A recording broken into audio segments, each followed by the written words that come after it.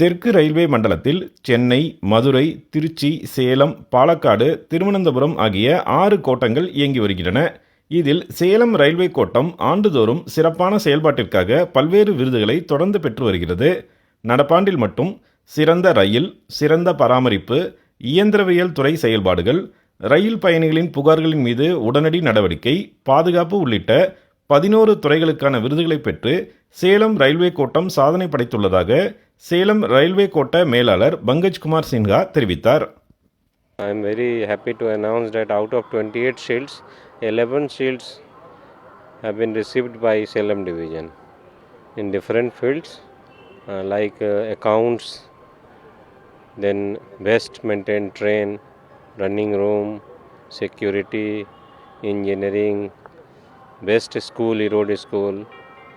So like that in 11 fields we have got this GM level award, and this is highest ever in for Salem division or any other division in Southern Railway.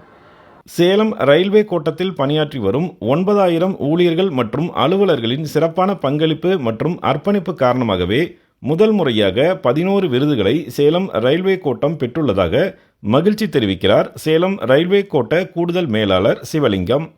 Salem division சேலனுடைய சரித்திரத்தில் 11 கேடயம் Salem division வாங்கினதில்லை. வேறு எந்த டிவிஷனும் 11 கேடயம் ஒரே டயத்தில் வாங்கினதில்லை. இது சேலம் டிவிஷனுடைய ஏறத்தாழ 9,000 தொழிலாளிகளும் அதிகாரிகளும் கடினமான உழைப்பும் 24 மணி நேரமும் உழைச்சதுனால பலன் தான் நான் சொல்லணும். விருது பெற்ற அலுவலர்களுக்கு சேலம் ரயில்வே கோட்ட மேலாளர் பங்கஜ் குமார் சின்ஹா, கூடுதல் மேலாளர் சிவலிங்கம் ஆகியோர் பாராட்டு தெரிவித்தனர்.